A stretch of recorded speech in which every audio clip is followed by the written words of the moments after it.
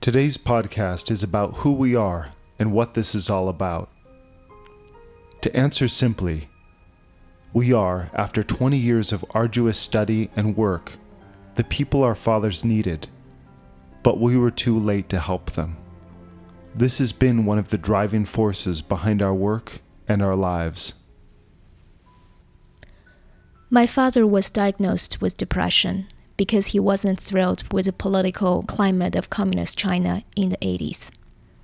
At the time, this was enough to be diagnosed as having a mental illness. He was given a medication which had the side effect of slowly freezing his body over a 20-year period from the toes to the face. He was a prisoner in his own body, while my mother worked as an engineer.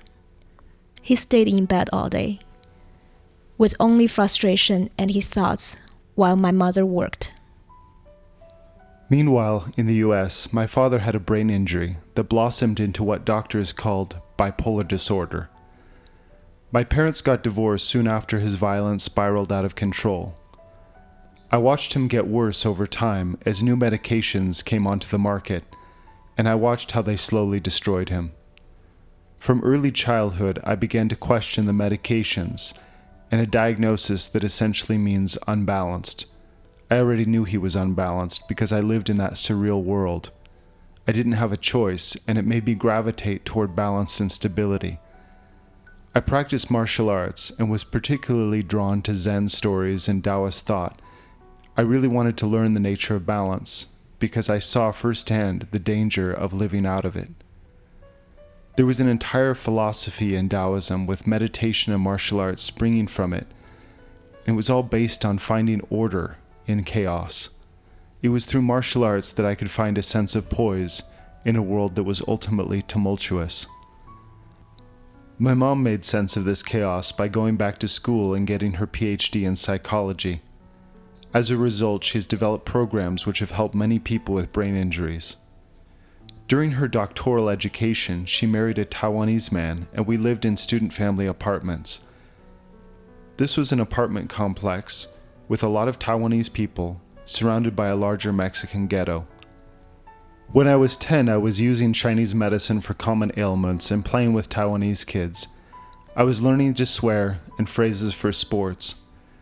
In school, I learned to fight a lot because I was the wrong race. I went to the kind of elementary school that had a corner store across the street that sold liquor to kids. Our girl in my 5th grade class had 2 children. She was 13. A friend of mine had been shot 5 times and had the scars to prove it. It was the kind of ghetto where people died in very violent ways that never made the news. I would go from this to spending summer with my dad, who was sometimes lucid and wise and the other times completely nuts. He had suckered a Mexican woman into marrying him, and she was stuck until her English was good enough to make a plan to escape. From her, I was further exposed to Mexican society, herbs, tamarindo candy, folk wisdom, and healing traditions. Some of the folk medicine worked like a charm, but other aspects weren't exactly helpful. She told me that if I was good enough and had faith, that Jesus would heal my father. He didn't. Meanwhile, we had the drawback of living in Californian ghettos in the 80s. My apartment had bullet holes. There were drive-bys at the grocery store we frequented. I spent a lot of time in the dry bathtub reading books protected by the interior walls. Poverty is the hidden side effect of mental illness, and it affects the whole family. By the time I was 14, I had seen things that most people wouldn't believe. I had panic attacks, insomnia, hallucinations, and other symptoms of PTSD. The psychologists tried various forms of visualizations, deep breathing, and other second-rate attempts at the meditative traditions of Asia. It was useless. My body was stressed, and thinking happy thoughts wasn't going to cut it. I joined a martial arts school with intent to learn to kill, not out of anger, but more from necessity. This particular school was part of a Chinese lineage using meditation, bone setting, and herbs. As I did Tai Chi and meditation, I felt physical changes that helped me sleep and drop the meds. I trained for years at more than 5 hours a day. I fought and overtrained until there was nothing at last but silence. In that emptiness, I found a deep tranquility, and rose from the ashes with a steady intention to pay forward the goodness that was shown to me. I finished my bachelor and master's degree in pharmacy of Chinese medicine at Chengdu University of TCM and completed my PhD at West China Pharmacy School of Sichuan University. When I had my pharmacology in the second year of college, I found out that my father's not being able to walk like a normal man was from one of the side effects of his medication. I also found out that there was herbal formulas available at that time, which research later showed to be able to help situations like my father.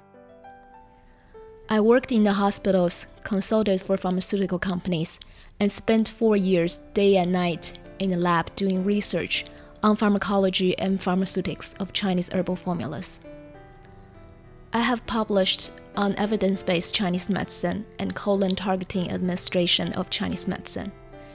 My education lends a deep insight into the chemical structure and mechanism behind plant-based medicines. My expertise allows me to bridge the gap between Chinese and Western medicine and examine herbal quality with pharmaceutical precision, being able to explain how herbs interact with medications and how they work and metabolize in the body. I studied Chinese medical arts at age 15 and later studied formally with postgraduate education at the Canadian College of Acupuncture and Oriental Medicine. I then studied advanced diagnostics and integrated medicine at the Chengdu University of TCM in China and through master doctors who took me as a protege. I worked with Lan consulting for pharmaceutical companies, practicing medicine, and teaching martial arts in China. Since then, I've been recognized by the Taiwanese and Chinese governments for promotion and preservation of traditional Chinese culture. The irony is that Lan, coming from China, has a very strong background in science and takes that perspective when she looks at the pharmacology of Chinese medicine. By contrast, I've learned from over 20 years from the same teacher the background of Chinese philosophy, Taoism, martial arts, and medicine as part of a complete, holistic, and overarching system. When we combine our perspectives, we're able to unlock aspects of Chinese medicine that have never been seen before.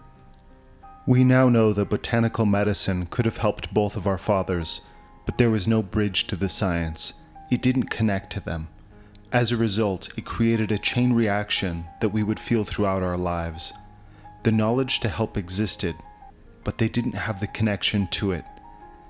This both haunts and inspires us to be that connection, that catalyst, that enzyme that can prevent the kind of needless pain that we both endured.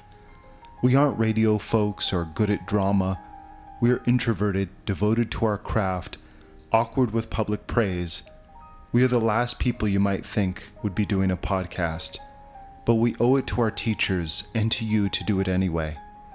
We've had some of the best teachers on earth who saw our desire and drive and gave to us generously on the condition that we pay it forward. This podcast is for you and for our teachers stretching back through the dynasties to prehistory. As you listen, you will be in a unique position. You will have knowledge hundreds of years ahead of its time and the pharmacology to back it up. We are going to demonstrate the true power of these formulas, how they work on gene expression, gut flora, and gasotransmitters. You will have the power to help improve your own quality of life and to make a very positive change in the world. We're here to help you do it.